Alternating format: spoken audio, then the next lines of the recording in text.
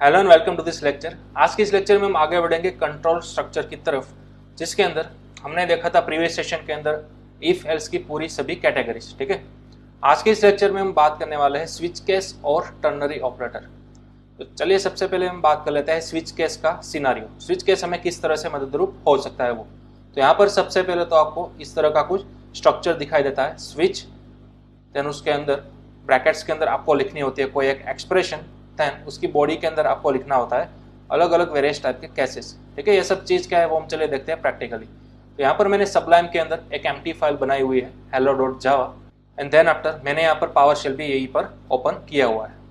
Okay, अब suppose switch case को समझने के लिए सबसे पहले मैं अगेन आपको अंडरस्टैंड कराना चाहता हूँ हमारा लैडर इफ एल्स वाला प्रीवियस एग्जाम्पल। ठीक है, वहाँ पर हमने क्या किया था, सपोज एक नंबर लिया था हमने num इज इक्वल टू 20। ठीक है, और इस नंबर को हम किसी अलग अलग वैल्यूज के साथ कंपेयर करना चाहते थे। फॉर एग्जांपल हमारे पास अलग अलग वैल्यूज थे 19, 28 और 59। ठीक है, सपोज मेरे पास ये तीन टाइप की वैल्यू है। तो अब मुझे इस नंबर को इन तीनों वैल्यूज के साथ वन बाय वन कंपेयर करना है। ठीक है, तो हम किसकी मदद से करते थे अब तक, लैडर इफ एल्स की मदद से करते थे। ओके, चलिए किस तरह से करते थे वो मैं अगेन लिखता हूँ। इफ के अंदर सबसे पहली कंडीशन हम बनाते थे, इफ नम की वैल्यू अगर 19 बराबर हो तो हमें क्या करना है वो। देन आफ्टर अगेन नया एक एलसिफ वाला ब्लॉक हमने लिखा था, राइट, कि अगर नम की वैल्यू इक्वल्स हो जाए 28 से तो हम क्या करेंगे। अगेन एक और एलसिफ, यहां पर हम क्या करेंगे कि अगर नम की वैल्यू इक्वल हो जाए 59 से तो। ठीक है, अगर ये तीनों कंडीशन हमारी फॉल्स होती थी तो हम क्या करते थे, एल्स वाला पार्ट एग्जीक्यूट करते थे, राइट। एल्स के अंदर जो भी आपने बाय डिफॉल्ट लिखा हुआ होगा वो आपका रन हो जाता था। तो इस तरह से हम कोई एक नंबर को मल्टीपल वैल्यूज के साथ कंपेयर किया करते थे लैडर इफ एल्स की मदद से। यहाँ पर आपने अगर नोटिस किया होगा तो ईच एंड एवरी कंडीशन देखिए क्या हो रहा है, ओनली एंड ओनली कंपेरिजन ही हो रहा है, राइट। यहाँ पर ओनली एक ही ऑपरेटर्स का यूज बार बार किया जा रहा है और वो है कंपेरिजन ऑपरेटर। ठीक है, तो जब भी लैडर इफ एल्स के अंदर ओनली एंड ओनली कंपैरिजन ही किया जा रहा हो तब आपके पास दूसरी भी एक चॉइस होती है स्विच केस की। आप चाहो तो यही वाला रूल, यही वाला स्ट्रक्चर अप्लाई कर सकते हो लैडर इफ एल्स का, या फिर आपके पास एक और सिनेरियो है स्विच केस का यूज भी आप कर सकते हो। ठीक है, तो चले सबसे पहले तो मैं इन सभी को कमेंट कर दूंगा। ठीक है, एक ही साथ इन सभी को शॉर्टकट में कमेंट करने के लिए आपको की का यूज करना है। तो वो कीबोर्ड पर से आपकी की होगी Ctrl+/। ठीक है, जितनी भी लाइन को आप कमेंट करना चाहते हो उतनी लाइन को आप सिलेक्ट करो और फिर ये वाली की आप प्रेस करो एक ही साथ Ctrl+/। तो आपकी सभी लाइंस बाय डिफॉल्ट कमेंट में आ जाएगी। और अगर आप अगेन अनकमेंट करना चाहते हो तो अगेन वही वाली की आपको अगेन प्रेस करनी है Ctrl/। ओके, तो चलिए इस तरह से हमने कर दिया। अब मैं यहाँ पर लैडर इफ एल्स का नहीं बल्कि स्विच केस का यूज करूंगा। तो अब देखिए लैडर इफ एल्स में और स्विच केस में डिफरेंस क्या है वो। सबसे पहले स्विच केस का आप क्या बना दो, स्ट्रक्चर बना दो, राइट। इस तरह से हमें लिखना है स्विच, और अब यहाँ पर स्विच के ब्रैकेट्स के अंदर आपको कोई कंडीशन नहीं डालनी है बल्कि आपको कोई एक्सप्रेशन या फिर कोई वेरिएबल्स की वैल्यू पुटअप करनी है। सपोज हमारे पास एक वेरिएबल है नम जिसको हम कंपेयर कराना चाहते हैं अलग अलग वैल्यूज के साथ। ठीक है, तो ये हमारा वेरिएबल है, वो आपको यहाँ पर पुटअप करना है नम। ठीक है, यहाँ पर कभी भी स्विच के अंदर कोई भी कंडीशन आपको पुटअप नहीं करनी है, ये खास ध्यान में रखिएगा।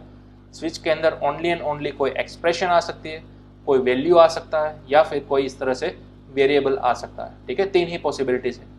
ओके, अब स्विच की बॉडी के अंदर आपको केसेस बनाना है कि आपको ये जो नम वाला वेरिएबल है ना वो किन किन अलग अलग वैल्यूज के साथ कंपेयर करना है। तो आपके पास तीन केस सिनारियो है, या तो 19 या फिर 28 या फिर 59। ठीक है, तो आपको क्या करना है, तीन केस बना देने हैं। केस कीवर्ड का यूज करो और फिर लिखो फर्स्ट वैल्यू जिसके साथ आप कंपेयर कराना चाहते हो वो। तो फर्स्ट वैल्यू है हमारी यहाँ पर 19, तो हम यहाँ पर लिखेंगे 19। ठीक है, तो ये हमारा फर्स्ट केस हो गया और फिर आपको पुटअप करना है कॉलन। ओके, इसी तरह से चलिए मैं बाकी के दो केस बना लेता हूँ, केस 28, उसी तरह से केस 59। ठीक है, इस तरह से हमने तीन केस बना लिए। नम की वैल्यू हम अलग अलग तीन वैल्यूज के साथ कंपेयर कराना चाहते हैं।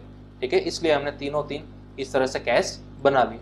ओके, अब यहाँ पर हो क्या रहा है, ये आपने केस लिखा है ना वो एग्जैक्टली आइडेंटिकल है ये वाली कंडीशन के साथ। इफ के अंदर आप क्या लिखते थे कि अगर नम की वैल्यू 19 है तो, सेम उसी तरह स्विच के अंदर आप क्या लिखोगे, इस तरह से यूज करोगे केस 19। इसका एग्जैक्ट मीनिंग होता है वही वाली कंडीशन, नम को कंपेयर किया जाएगा 19 के साथ, ठीक है। ये जो आपने केस लिखा है यानी कि आपने इनडायरेक्टली यहाँ पर एक कंडीशन ही पुटअप कर दी है, ठीक है, लेकिन शॉर्टकट के अंदर आपको इतना बड़ा नहीं लिखना है, सिंपल केस 19 इतना ही लिखना है। और ठीक उसी तरह केस 28 के साथ भी वही हो रहा है, यहाँ पर भी आपकी नम की वैल्यू कंपेयर की जा रही है 28 के साथ, और सेम यहाँ पर भी 59 के साथ भी यही हो रहा है, नम की वैल्यू कंपेयर हो रही है 59 के साथ। ओके, तो इस तरह से आपको केस लिखना है, यहाँ पर आपको कंडीशन पुटअप नहीं करनी है, ठीक है। यह सिर्फ मैंने आपके रेफरेंस के लिए लिखा हुआ है। ओके, चलिए अब मैं इसको मिटा देता हूँ। चलिए अब अगर नम की वैल्यू 19 के इक्वल हो जाती है तो फिर आपको क्या प्रिंट कराना है वो आपको यहाँ पर लिखना है, ठीक है। तो मैं एक लाइन प्रिंट कराना चाहता हूँ, system.out.println, यहाँ पर मुझे लिखना है num is 19, ठीक है, इस तरह से। और हाँ, आप जितनी भी चाहो उतनी लाइन प्रिंट करा सकते हो। कब? जब num की वैल्यू 19 के इक्वल हो जाए, तब सपोज मुझे 3 लाइन चाहिए तो इसको मैं कॉपी कर लूंगा और यहाँ पर मैं 2 बार एक्स्ट्रा पेस्ट कर दूंगा, ठीक है। तो देखिए यहाँ पर केस 19 के बाद में आपको कॉलन मिलेगा, आपको कोई कर्ली ब्रैकेट नहीं मिलेगा। यहाँ पर इफ के अंदर क्या होता था, सपोज कोई पर्टिकुलर कंडीशन हमारी ट्रू हो जाती थी तो हम उसका कोडिंग कर्ली ब्रैकेट्स के अंदर लिखते थे, राइट, फिर चाहे कितनी भी लाइन का कोडिंग हो। तो यहाँ पर आपके पास कर्ली ब्रैकेट नहीं है बल्कि एक कॉलन है। कॉलन क्या रिप्रेजेंट करेगा कि केस 19 की बॉडी ओपन हो चुकी है, तो उसके अंदर आप जितनी चाहो उतनी लाइन्स लिख सकते हो। कहाँ तक? जब तक नेक्स्ट कोई दूसरा आपका केस नहीं आ जाता तब तक, ठीक है। तब चाहो तो यहाँ पर इस तरह से लिख सकते हो स्पेस देकर, या फिर इसको कंप्लीटली इस तरह से न्यू लाइन के अंदर भी लिख सकते हो, ठीक है। या फिर आप इन तीनों को सिलेक्ट करो, टैब की प्रेस करो, तो इस तरह से थोड़ी सी स्पेस भी तीनों लाइन के आगे दे सकते हो, ठीक है। जनरली डेवलपर्स इसी तरह से लिखा करते हैं, केस 19 या फिर कोई भी केस हो आपका, नीचे की लाइन में इस तरह से स्पेस देंगे और इस तरह से लिख देंगे, ठीक है। इसका मतलब क्या हुआ? सिंपल, अगर नम की वैल्यू 19 के इक्वल हो गई तो आपकी ये तीनों लाइन चल जाएगी, राइट। ओके, और नेक्स्ट उसी तरह से मैं 28 वाले केस के साथ भी कर सकता हूँ। अगर नम की वैल्यू 28 के साथ मैच हो गई तो आप क्या प्रिंट कराओगे? नम इज 28, ठीक है। जितनी भी चाहो उतनी लाइन प्रिंट करवा सकते हो। ओके, उसी तरह से अगर 59 के साथ मैच होगी तो आप क्या प्रिंट करवाओगे? नम इज 59। ओके, चलो इस तरह से हमने कोडिंग कर लिया। अब नेक्स्ट फाइल को करेंगे कंपाइल एंड रन। तो देखिए सबसे पहले तो नम की वैल्यू है 20, ठीक है। तो यहाँ पर स्विच के ब्रैकेट्स के अंदर इनडायरेक्टली नम की वैल्यू क्या आ गई? 20 आ गई, राइट। तो अब 20 को मैच किया जाएगा 19 के साथ, 28 के साथ और 59 के साथ। अगर किसी के साथ भी ये 20 मैच हो गया तो उसके अकॉर्डिंग उसके स्टेटमेंट रन हो जाएंगे, राइट। चलिए, तो मैंने यहाँ पर पावरशेल के अंदर ओपन कर लिया है इसकी डायरेक्शन। सबसे पहले तो फाइल को करना है save and then after PowerShell के अंदर उसको करना है कंपाइल hello.java इस तरह से, और फिर आपको करना है रन, ठीक है। तो अब आप देख सकते हो आपको आउटपुट के अंदर कुछ भी देखने को नहीं मिला। क्यों? क्योंकि ऑब्वियसली हमारी जो नम की 20 वैल्यू थी वो किसी भी साथ मैच नहीं हो रही। सपोज यहाँ पर मैं नम की वैल्यू 59 दूंगा, राइट। तो यहाँ पर नम की वैल्यू क्या आ गई? 59। तो क्या होगा? ठीक लैडर इफ एल्स की तरह ही ऊपर से लेकर नीचे तक सभी केस चेक हो गए। सबसे पहले तो 59 चेक किया जाएगा 19 के साथ, क्या सेम टू सेम है? नहीं है, मतलब कि ये वाला केस आपका हो गया फॉल्स। तो अब नेक्स्ट केस की बारी आएगी, क्या ये सेम है? नहीं है। नेक्स्ट, क्या ये सेम है? हाँ, ये सेम है। तो आपकी ये वाली लाइन प्रिंट हो जानी चाहिए, ठीक है। चलिए सेव किया फाइल को, अगेन यहाँ पर compile and then after run. अब आपको आउटपुट देखने को मिला नम इज 59, ठीक है। ओके, अब चलिए सपोज मैं यहाँ पर चेंज करूंगा 28, ठीक है। तो अब स्विच के ब्रैकेट्स के अंदर क्या आ गया? नम की वैल्यू 28 आ गई, ठीक है। तो अब 28 को ईच एंड एवरी केस के साथ मैच किया जाएगा जब तक कोई पर्टिकुलर केस ट्रू नहीं हो जाता तब तक। तो सपोज फर्स्ट ऑफ ऑल आपकी 28 की वैल्यू है 19 के साथ मैच हुई नहीं, ये आपकी फॉल्स हो गई। तो अब नेक्स्ट केस है हमारा केस नंबर 28। तो यहाँ पर आपकी मैच वैल्यू हो गई, मतलब कि ये वाली लाइन आपकी एग्जीक्यूट हो जानी चाहिए, ठीक है। तो चलिए सेव किया हमने फाइल को, पावरशेल के अंदर कंपाइल किया एंड देन आफ्टर उसको किया रन। तो अब आपका आउटपुट आ गया नम इज 28, ठीक है। लेकिन आप नोटिस करो आउटपुट के अंदर हमें एक और एक्स्ट्रा लाइन देखने को मिली, नम इज 59। लेकिन नम इज 59 ने कहाँ लिखा था? ये वाले केस के अंदर लिखा था, राइट। लेकिन हमारा केस तो फिलहाल क्या राइट हो रहा है, 28 हो रहा है, तो सिर्फ यही वाली लाइन आनी चाहिए, लेकिन ये न्यू लाइन भी आ गई, यानी कि कोई दूसरे केस की लाइन भी आ गई। ऐसा क्यों हो रहा है? तो देखिए बड़ा ही सिंपल है, हमारा जो प्रोग्राम है, फिर चाहे वो कोई भी प्रोग्रामिंग लैंग्वेज के अंदर बना हुआ हो, वो always and always top to down approach के अंदर चलता है, यानी कि ऊपर से लेकर नीचे तक लाइन बाय लाइन एग्जीक्यूट होता है, राइट। अब यहाँ पर हुआ क्या, स्विच की वैल्यू थी 28, ठीक है।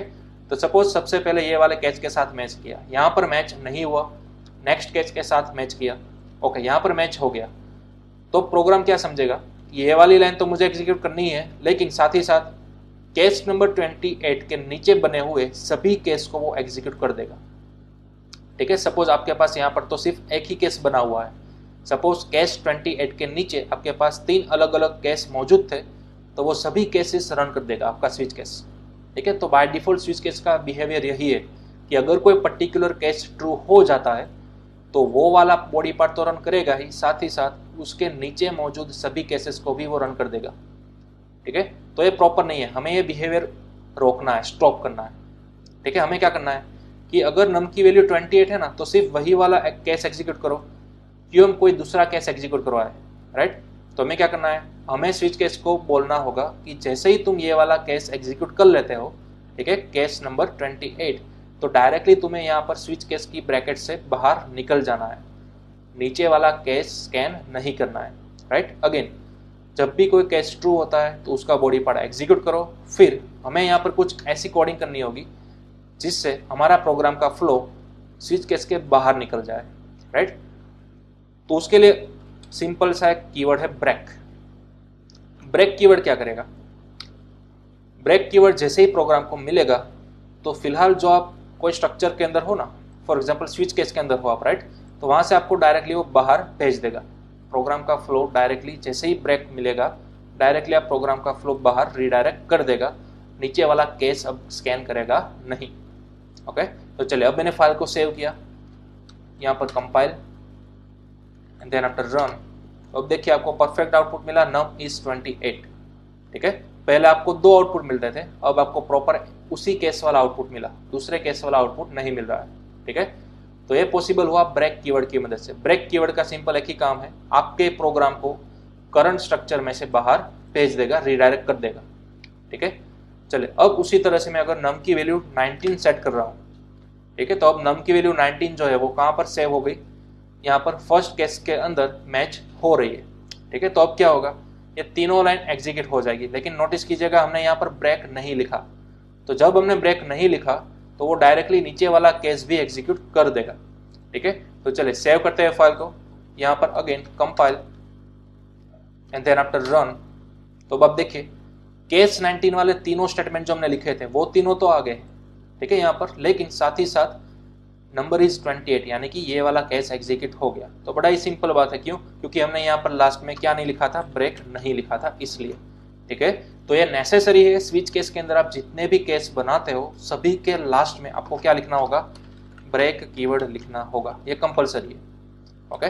चलिए अब अगर मैं फाइल को सेव करके यहाँ पर कंपाइल एंड रन करूंगा तो मुझे परफेक्ट आउटपुट मिलेगा, only and only number is 19, ठीक है, जो कि ये हमारे 3 स्टेटमेंट थे वही, ठीक है। यहाँ पर सिंपल डेमो पर्पस के लिए मैंने आपको सिर्फ system.out println करके ही बताया है, आप यहाँ पर कुछ भी करवा सकते हो, कोई भी ऑपरेशन परफॉर्म कर सकते हो, ठीक है, फिर चाहे वो लॉजिकल ऑपरेशन हो, कोई अरिथमेटिक ऑपरेशन हो, कुछ भी कर सकते हो, पूरा इफ एल्स यहाँ पर यूज कर सकते हो, ठीक है, nested if else, ladder if else, whatever, okay. तो इस तरह से आपको यूज करना था आपका ब्रेक कीवर्ड, ओके। चलिए अब मेरी जो इनिशियली वैल्यू थी 20 वो मैं यहाँ पर सेव कर रहा हूँ नम के अंदर। अब क्या होगा, नम की इनिशियल वैल्यू है 20, तो अब यहाँ पर आ गया 20, ठीक है। तो अब 20 क्या होगा, सभी केस के साथ मैच होगा जब तक वो ट्रू नहीं हो जाता, तो यहाँ पर पॉसिबल है ही नहीं, तीनों केस कभी भी मैच नहीं होने वाले, ठीक है। तो अब आपका आउटपुट भी कुछ भी नहीं आएगा। चलिए देख लेते हैं, सबसे पहले compile and then after run, तो अब देख सकते हो आप यहाँ पर आउटपुट आपको कुछ भी नहीं मिला, राइट। तो इस केस के अंदर आप क्या कर सकते हो, हाँ, लैडर इफ एल्स के अंदर हमारे पास क्या था, अगर सभी कंडीशन फॉल्स होती थी तो हमारा प्रोग्राम डायरेक्टली कहाँ पर रिडायरेक्ट हो जाता था, एल्स के अंदर। तो ठीक उसी तरह स्विच केस के अंदर भी इसी तरह का सिनेरियो अवेलेबल है। यहाँ पर आपके पास एल्स तो नहीं है, बल्कि एक नया केस है डिफॉल्ट। इस तरह से आपको डिफॉल्ट केस बनाना है, सेम टू सेम आइडेंटिकल है किसके साथ, एल्स के साथ। लैडर इफ एल्स के अंदर हमारे पास लास्ट में था एल्स, बट स्विच केस के अंदर हमारे पास लास्ट में होगा डिफॉल्ट केस। ठीक है, डिफॉल्ट के अंदर आप कुछ भी लिखवा सकते हो, फॉर एग्जांपल इनवैलिड। ठीक है, इस तरह से मैंने लिख दिया इनवैलिड। ओके, अब मैंने सेव किया फाइल को। अब देखिए यहाँ पर मैं कंपाइल करने से पहले सबसे पहले क्लियर स्क्रीन कर दूंगा, यानी कि CLS। ठीक है, विंडोज में आपको लिखना है CLS, अगर आप मैक या फिर लिनक्स में हो तो आपको लिखना है क्लियर। ओके, चलिए आपकी स्क्रीन क्लियर हो गई। अब मैं कराऊंगा again compile and then after run, तो अब आपको देखने को मिलेगा इनवैलिड। क्यों? क्योंकि नम की वैल्यू थी 20, सभी कैच हो गए फॉल्स, तो बाय डिफॉल्ट आपका डिफॉल्ट कैच चल जाएगा, राइट। और यहाँ पर लास्ट में आप ब्रेक कीवर्ड लिखो या ना लिखो, डजंट मैटर, यहाँ पर कंपलसरी नहीं है। क्यों? क्योंकि डिफॉल्ट की position always and always switch case के अंदर एकदम लास्ट में ही आएगी, जैसे कि एल्स की पोजीशन आती थी एकदम लास्ट में, राइट। तो डिफॉल्ट के अंदर आप ब्रेक लिखो या फिर ना लिखो, डजंट मैटर। ओके, तो इस तरह से आपको बनाना था आपका स्विच केस का स्ट्रक्चर। ओके, चलो अब इसका स्क्रीनशॉट ले लो आप, राइट। तो इस तरह से आप अलग अलग टाइप्स की वैल्यू को स्विच करवा सकते हो।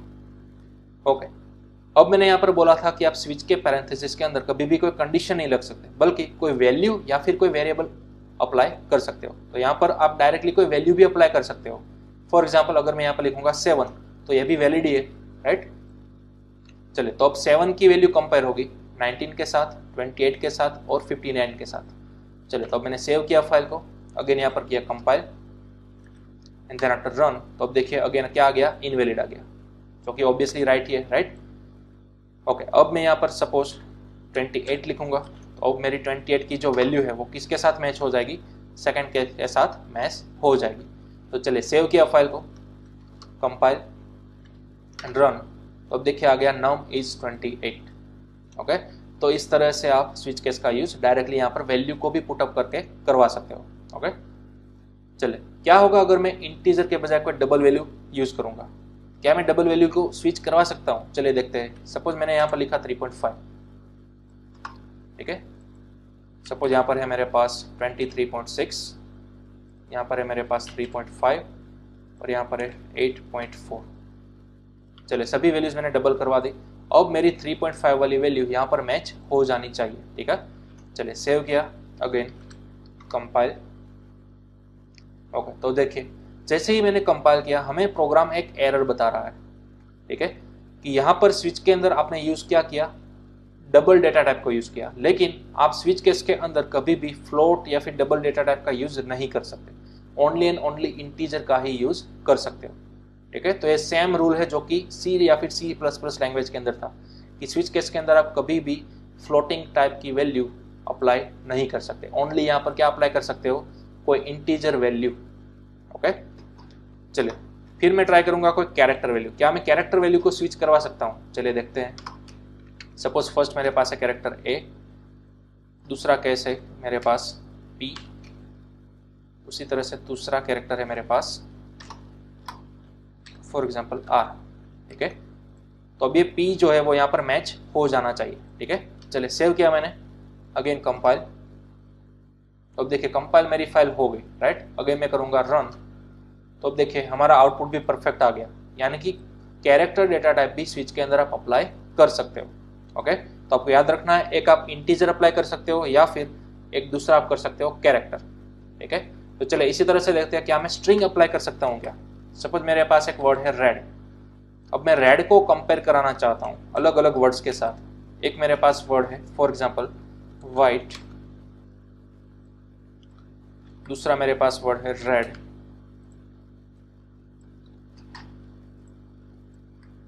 और तीसरा मेरे पास वर्ड है फॉर एग्जाम्पल येलो, ठीक है। तो चलिए देखते हैं क्या स्ट्रिंग कंपैटिबल है स्विच केस के साथ। चलिए सेव किया फाइल को, अगेन यहाँ पर कंपाइल।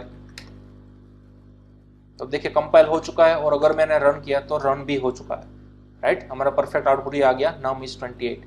यानी कि स्विच केस के अंदर आप इंटीजर अप्लाई कर सकते हो, यहाँ पर कैरेक्टर अप्लाई कर सकते हो, या फिर कोई स्ट्रिंग भी अप्लाई कर सकते हो, लेकिन कोई डबल वाली वैल्यू कभी भी आप यहाँ पर अप्लाई नहीं कर सकते, ठीक है।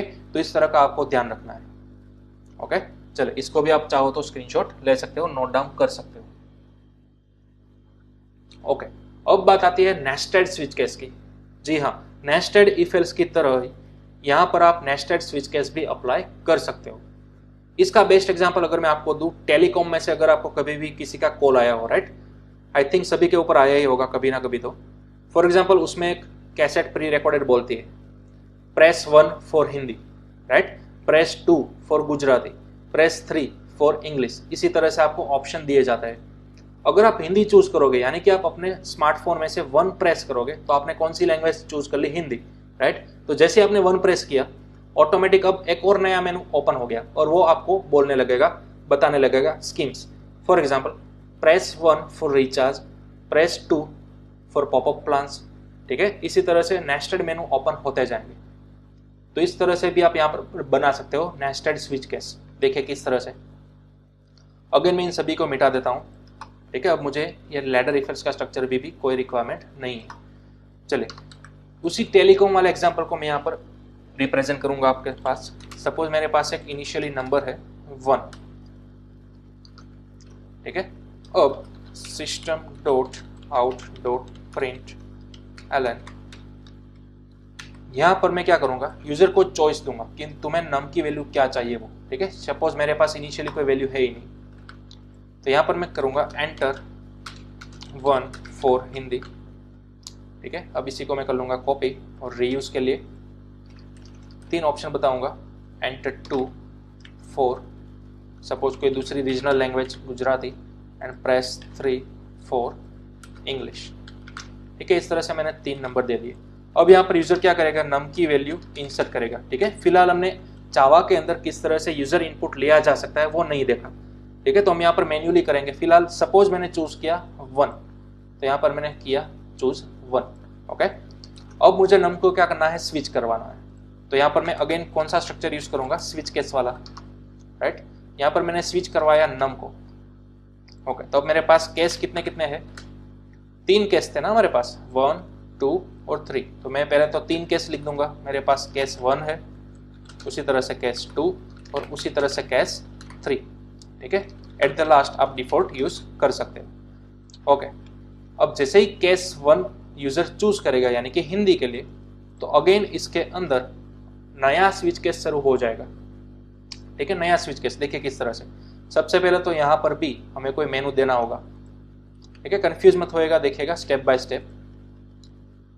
जैसे ही यूजर ने प्रेस 1 किया, यानी कि हिंदी लैंग्वेज को सिलेक्ट किया, तब टेलीकॉम वाले आपको क्या बताते हैं, press 1 for recharge, press 2 for top up plans, ठीक है। इस तरह से आपको बताया जाता है। यहाँ पर मैं उसी को सिम्युलेट करूंगा। सपोज मैंने कोई 3 ऑप्शन दे दिए, प्रेस 1 फॉर रिचार्ज, उसी तरह से press 2 for top up plans, उसी तरह से प्रेस 3 फॉर स्पेशल ऑफर्स, ठीक है। इस तरह से मैंने दे दिया। अब यूजर को क्या करना होगा, एक और नया इनपुट देना होगा, राइट। यानी कि हमें एक और नंबर की रिक्वायरमेंट होगी, सपोज n। तो अब मैंने यहाँ पर n की वैल्यू सेट कर दी 1, ठीक है। यानी कि मुझे करवाना था रिचार्ज, इसलिए मैंने क्या प्रेस किया, 1 प्रेस किया, ठीक है। तो अब 1 जैसे ही प्रेस किया, तो हमें n की वैल्यू भी क्या करवानी होगी, स्विच करवानी होगी, राइट। इन तीनों केसेस के लिए ध्यान दीजिएगा, इन तीनों केसेस के लिए भी हमें क्या करना होगा, यूज करना होगा स्विच केस, ठीक है। जैसे कि हमारी ये जो नम थी, इसके लिए हमने स्विच केस लगाए 3, 1, 2 और 3। उसी तरह से आपके पास अगेन नया ऑप्शन आ गया था 1, 2 या फिर 3 प्रेस करने के लिए, तो आपने प्रेस किया 1, तो अब आपको स्विच तो कराना होगा ना, राइट, रिचार्ज के लिए, टॉपअप के लिए या फिर स्पेशल ऑफर्स के लिए। तो अगेन मैं यहाँ पर स्टार्ट करूंगा नया स्विच केस। ध्यान दीजिएगा, स्विच केस के अंदर भी आप जितने चाहो उतने स्विच केस लगा सकते हो, ठीक है। आपको चूज करना है किस तरह से, ओके। अब मुझे चूज करना है, स्विच करना है n को, तो यहाँ पर मैंने लिख दिया n। अब n को मुझे किसके साथ स्विच करना था, 1 के साथ, 2 के साथ और 3 के साथ। तो अगर मैं यहाँ पर 3 केस बनाऊंगा, केस 1, केस 2 और केस 3, ओके। चलिए सपोज मैंने यहाँ पर लिख दिया /n system.out.println और यहाँ पर मैंने लिख दिया use select recharge, ठीक है। इस तरह से चलो अब इसी लाइन को कॉपी करेंगे और यहाँ पर पेस्ट करूंगा use select top up, उसी तरह से केस 3 use select offers, ठीक है। कुछ भी आप लिख सकते हो, ओके। सभी लाइन्स के एंड में आपको क्या लिखना होता है, ब्रेक लिखना होता है, राइट। तो इस तरह से लाइन को मैं सेव करने के लिए एक ही लाइन के अंदर सभी लिख रहा हूँ। केस 1 तो ये 2, केस 2 तो फिर अगेन ये 2 स्टेटमेंट रन हो गए, केस 3 तो अगेन ये दोनों स्टेटमेंट रन हो गए। ओके, और फिर यहाँ पर आप इसी तरह से डिफॉल्ट भी लिख सकते हो। सिंपल कुछ प्रिंट करवा दो आप, सपोज इनवैलिड चॉइस, ठीक है, इस तरह से। तो आपका नेस्टेड स्विच केस हो गया, ठीक है। तो इन सभी को आप अगेन कॉपी पेस्ट करो और सभी चॉइस के अंदर रीयूज कर लो, ठीक है, इस तरह से। केस 2 के अंदर भी मैंने पेस्ट कर दिया और इसी तरह से केस 3 के अंदर भी मैंने पेस्ट कर दिया। ओके, चलिए डिफॉल्ट के अंदर system.out.println, ठीक है, यहाँ पर हम लिख देंगे इनवैलिड चॉइस, कुछ इस तरह से। ओके, तो अभी हमारा कंप्लीट नेस्टेड स्विच केस का स्ट्रक्चर अवेलेबल हो चुका है, ठीक है। अब देखिए 1 बाय 1 में हमको रन करेंगे। सबसे पहले तो clear screen, then after file को करेंगे कंपाइल एंड देन आफ्टर उसको करेंगे रन। ओके, अब देखिए सबसे पहले तो आपको मेनू दिखा था, ठीक है। Enter 1 for Hindi, enter 2 for Gujarati, enter 3 for English, ठीक है, यहाँ तक। फिर आपने चॉइस क्या किया था, 1 चूज किया, राइट। मतलब कि आपका केस 1 क्या हो गया, राइट हो गया। तो इसके अंदर आपको अगेन 3 मेनू दिखेंगे। तो देखिए वो 3 मेनू भी आ गए, ठीक है। यहाँ पर press 1 for recharge, press 2 for top up plans, press 3 for special offers. उसमें से अगेन आपने क्या चूज किया, 1 चूज किया। तो यहाँ पर गया 1, केस 1 ट्रू हो गया। तो यहाँ पर आपका प्रिंट आ गया यू सिलेक्टेड रिचार्ज, ठीक है, इस तरह से आ गया यू सिलेक्ट रिचार्ज। ओके, तो इस तरह से आपने करवा लिया सभी। लेकिन ये जो नीचे एक्स्ट्रा ऑप्शंस आ रहे हैं वो कहाँ से आ रहे हैं, तो आप नोटिस कीजिएगा हमने ईच एंड एवरी केस के बाद लास्ट में ब्रेक लिखना भूल गए थे, राइट। तो इसलिए नीचे वाले भी दोनों केस क्या हो गए, एग्जीक्यूट हो गए। तो इसलिए ब्रेक कीवर्ड आपको कंपलसरी लास्ट में लिखना होगा जब भी आपका कोई केस एंड हो रहा है तब, ठीक है। तो चलिए अगेन मैंने लिखा ब्रेक और अगेन यहाँ पर हम लिखेंगे ब्रेक, ठीक है। तो चलिए अब सेव किया, अगेन किया clear screen, compile and run. तो अब देखिए आपका कंप्लीट सेम एक ही आउटपुट आ रहा है। सबसे पहले आपने चूज किया था 1 हिंदी के लिए, ठीक है। तो यहाँ पर 1 गया, केस 1 ट्रू हो गया। तो ओनली यही वाला चलना चाहिए, ठीक है। तो देखिए सबसे पहले तो ये 3 लाइन आपकी प्रिंट हो गई, right. Press 1 for recharge, top up plans and special offers. उसमें से आपने क्या सिलेक्ट किया, 1 सिलेक्ट किया। तो यहाँ पर आ गया 1, केस 1 ट्रू हो गया और यहाँ पर आ गया यू सिलेक्ट रिचार्ज, देखिए, ठीक है। तो इस तरह से आपका प्रोग्राम चलता है। अब यहाँ पर मैं क्या करूँगा, मुझे रिचार्ज नहीं करवाना था, मुझे स्पेशल ऑफर्स जाननी थी। तो यहाँ पर मैंने प्रेस क्या किया, 3 प्रेस किया। चलिए अब मैं सेव करूँगा, कंपाइल एंड देन रन। तो अब देखिए क्या आ गया, यूज सिलेक्ट ऑफर्स, ठीक है। तो इस तरह से आप आगे जाकर डायनेमिक प्रोग्राम बना सकते हो नेस्टेड स्विच केस की मदद से और साथ ही साथ यूजर इनपुट की मदद से। फिलहाल हम ये नहीं सीखे कि यूजर के थ्रू इनपुट किस तरह से लिया जाता है, राइट। इस तरह से हमने स्टैटिकली यहाँ पर डायरेक्ट वैल्यू पास आउट कर दिए, अदरवाइज आपका ये पूरा प्रोग्राम डायनेमिक हो जाएगा। ओके, तो चलिए इसको भी आप नोट डाउन कर सकते हो, नेस्टेड स्विच केस को। डन, सभी केस के साथ हमने वही स्टेप रिपीट किए हुए हैं। ओके ओके, ये था हमारा स्विच केस और नेस्टेड स्विच केस, ठीक है। ये हमारा 1 टाइप ऑफ क्या हो गया, डिसीजन मेकिंग सिस्टम हो गया। चलिए अब उसी तरह से हमारे पास एक और चीज है जिसको बोला जाता है टर्नरी ऑपरेटर, ठीक है। स्विच केस की तरह ही हमारे पास अवेलेबल है टर्नरी ऑपरेटर। सबसे पहले तो मैं यहाँ पर नाम और उसका सिंबल प्रेजेंट कर दूंगा। टर्नरी ऑपरेटर को किस तरह से रिप्रेजेंट किया जाएगा, क्वेश्चन मार्क और कॉलन से। इसी तरह से बना हुआ एक्सप्रेशन, ठीक है, इसी को बोला जाएगा टर्नरी ऑपरेटर। क्वेश्चन मार्क भी आएगा और साथ ही साथ कॉलन भी आएगा। ओके, अब इसकी सिंटेक्स क्या है, तो सबसे पहले तो आपको ब्रैकेट्स के अंदर देना होगा कोई कंडीशन, ठीक है। कंडीशन लिखने के बाद आपको पुटअप करना है question mark and then after आपको यहाँ पर पुटअप करना है ट्रू पार्ट,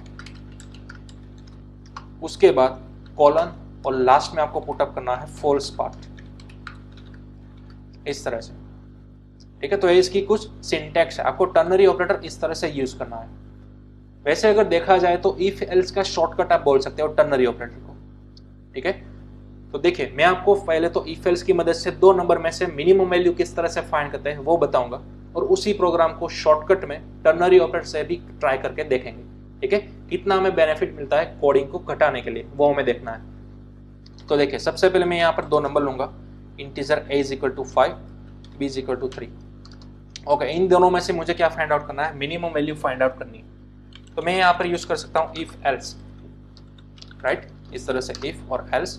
इफ के अंदर मैंने कंडीशन लगा दी कि अगर a की वैल्यू b से मिनिमम है, ठीक है, तो मैं यहाँ पर सिस्टम डॉट आउट क्या करूँगा, system dot out dot print ln, और उसके अंदर हम क्या लिखेंगे, a is minimum, right. Otherwise else के अंदर हम क्या लिखेंगे, b इज मिनिमम, राइट, कुछ इस तरह से। ओके, चलिए फाइल को किया सेव, और यहाँ पर आने के बाद compile javac hello dot Java, enter, and then after आपको क्या करना है, रन करना है जावा हेलो, ठीक है। तो अब आप यहाँ पर देख सकते हो b इज मिनिमम आ चुका है, ठीक है। तो इस तरह से आपका वर्कआउट करता था सिंपल इफ एल्स। लेकिन अब यहाँ पर देखो आपकी कितनी कोडिंग की लाइन कंज्यूम हुई है, ठीक है। आपको exactly 7 to 8 lines again and again लिखनी होती है। तो इसी को हम कन्वर्ट करेंगे अब टर्नरी ऑपरेटर के जरिए। तो यहाँ पर आप इस पूरे प्रोग्राम को एक ही लाइन के अंदर कन्वर्ट कर सकते हो। देखिए किस तरह से, इनको हम कर देंगे कमेंट। अब नेक्स्ट यहाँ पर हम यूज करेंगे ये वाली सिंटेक्स, ठीक है।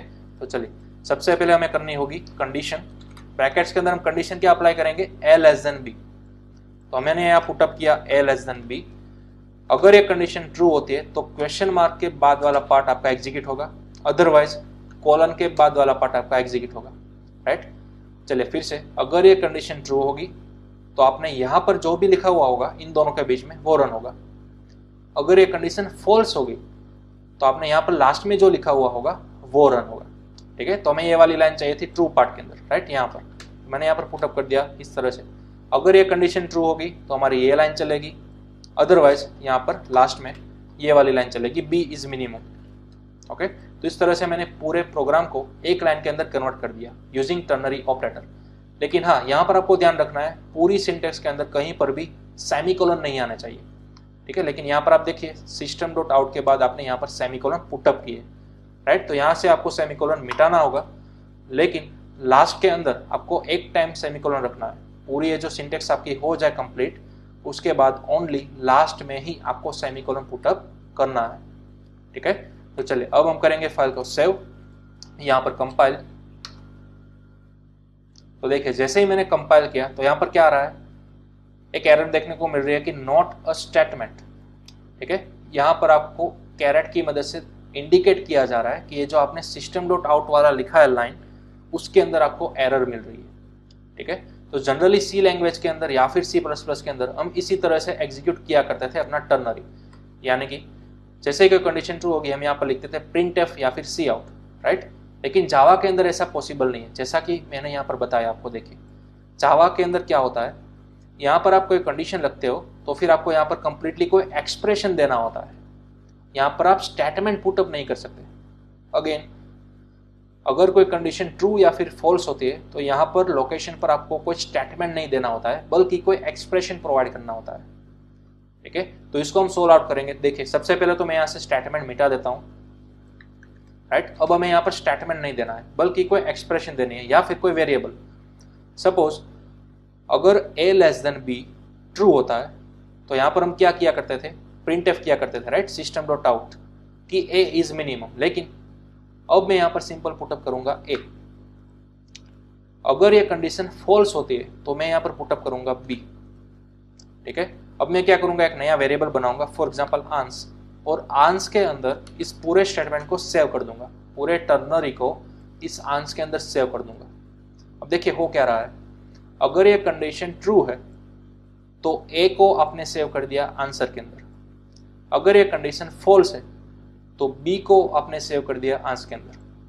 मतलब कि ये जो हमारा नया वेरिएबल है ना आंस, उसके अंदर डायनेमिकली आप वैल्यू असाइन करवा रहे हो यूजिंग टर्नरी ऑपरेटर, ठीक है। अब आप यहाँ पर सिस्टम डॉट आउट करवा सकते हो, system dot out dot print ln, ठीक है। और अब आप यहाँ पर डायनेमिकली वैल्यू चूज कर सकते हो, फॉर एग्जाम्पल आंस, और यहाँ पर आप कंबाइन कर दो, कॉन्कैट कर दो स्ट्रिंग को, इज मिनिमम, इस तरह से। तो अब यहाँ पर आंस की जो भी वैल्यू आएगी वो यहाँ पर डायरेक्टली पुटअप हो जाएगी, राइट। तो चलिए सेव किया मैंने फाइल को, यहाँ पर अगेन किया compile, and then after run, तो अब आप देख सकते हो 3 इज मिनिमम आ चुका है, राइट। तो हमारा टर्नरी ऑपरेटर परफेक्टली काम कर रहा है। अब आपको इतनी सारी लाइन लिखने की कोई भी जरूरत नहीं है, ठीक है। आप सिंपल एक ही लाइन के जरिए 2 नंबर में से मैक्सिमम या फिर मिनिमम नंबर फाइंड आउट कर सकते हो, ओके। देखिए अगेन मैं रिपीट करूंगा इस सिंटेक्स का मतलब। चलिए सबसे पहले आपको लिखना है कंडीशन। अगर ये कंडीशन ट्रू होगी तो आपका ये वाला पार्ट रन होगा, राइट, यानी कि क्वेश्चन मार्क के पीछे वाला और कॉलम के आगे वाला। अगर आपकी ये कंडीशन फॉल्स होगी तो आपके कॉलम के पीछे वाला पार्ट ही रन होगा, ठीक है। तो देखिए हमने क्या किया था, यहाँ पर कोई स्टेटमेंट तो हम लिख नहीं सकते, राइट। तो मैंने क्या किया, सिंपल एक वेरिएबल पुटअप कर दिया। अगर ये कंडीशन ट्रू होगी तो ये वेरिएबल डायरेक्टली असाइन हो जाएगा आंस के अंदर, अदरवाइज ये बी वाला वेरिएबल डायरेक्टली असाइन हो जाएगा आंस के अंदर, ओके। एंड देन आफ्टर मैंने डायरेक्टली उसको प्रिंट कर दिया। आंस की जो भी डायनेमिक वैल्यू आएगी वो हमें आउटपुट के अंदर मिल जाएगी। Suppose 3 is minimum. अब चले इस तरह से मैं ए की वैल्यू को छोटा कर रहा हूँ, a is equal to B. Save किया फाइल को, यहाँ पर compile and then after run, तो अब देख सकते हो आप 2 इज मिनिमम भी आपको देखने को मिल गया, राइट। तो इस तरह से आप टर्नरी ऑपरेटर का यूज कर सकते हो, ओके। चलिए इसका भी आप स्क्रीनशॉट ले लो, नोट डाउन कर सकते हो।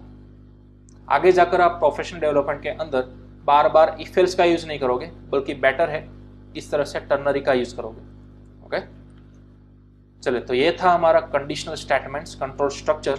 हमने कई तरह के टाइप देखे थे, राइट। सपोज मैं ये फिगर अगेन आपको रिप्रेजेंट करूंगा। सबसे पहले तो हमने देखा था इफ एल्स की 4 कैटेगरीज। देन आफ्टर हमने देखा आज के सेशन के अंदर स्विच केस और टर्नरी ऑपरेटर, ठीक है। तो यहाँ पर हमारा चैप्टर नंबर 2 ओवर होता है, फंडामेंटल्स ऑफ जावा। इतनी चीज हमने देखी थी। अब हम मिलेंगे अपने नेक्स्ट लेक्चर के अंदर, लेकिन तब तक आपको थोड़ा सा होमवर्क करके आना है, ठीक है। यहाँ पर मैं एक मल्टी लाइन कमेंट के अंदर होमवर्क आपको प्रोवाइड करूंगा, आपको नोट डाउन करते जाना है, ओके। सबसे पहले तो आज के लेक्चर के अंदर हमने क्या देखा, स्विच केस, ठीक है। तो स्विच केस के रिगार्डिंग मैं आपको प्रोग्राम दूंगा एक, write a program to switch a character value to represent weekday, ठीक है। आपको एक स्विच केस की मदद से प्रोग्राम बनाना है और कौन सी वैल्यू को स्विच करवाना है, कैरेक्टर वैल्यू को। मैंने अभी भी आपको बताया था कैरेक्टर वैल्यू को हम किसकी मदद से लिखेंगे, सिंगल कोट की मदद से लिखेंगे, राइट। टू रिप्रेजेंट अ वीकडे, यानी कि यहाँ पर आपको क्या करना है, एक वैल्यू को एक सबसे पहले एक वेरिएबल के अंदर सेव करवा दो। सपोज एक वेरिएबल की वैल्यू है m, तो फिर आपको आउटपुट के अंदर मिलना चाहिए मंडे। उसी तरह से सपोज वेरिएबल की वैल्यू है t, तो आपको आउटपुट के अंदर मिलना चाहिए ट्यूसडे, ठीक है।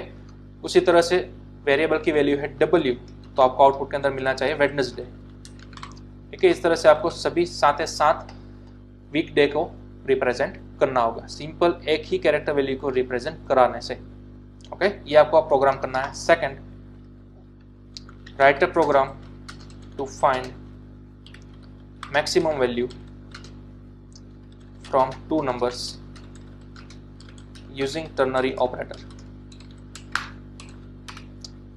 ठीक है। इस तरह से आपको टर्नरी ऑपरेटर की मदद से 2 नंबर में से कोई भी एक मैक्सिमम वैल्यू फाइंड करनी है, ओके। तो ये था आपका आज का होमवर्क, ओके। चलिए इसको आप नोट डाउन कर लो, ओके। तो चलिए अब हम मिलते हैं अपने नेक्स्ट लेक्चर के अंदर नए चैप्टर के साथ। तब तक कीप प्रैक्टिस, ओके।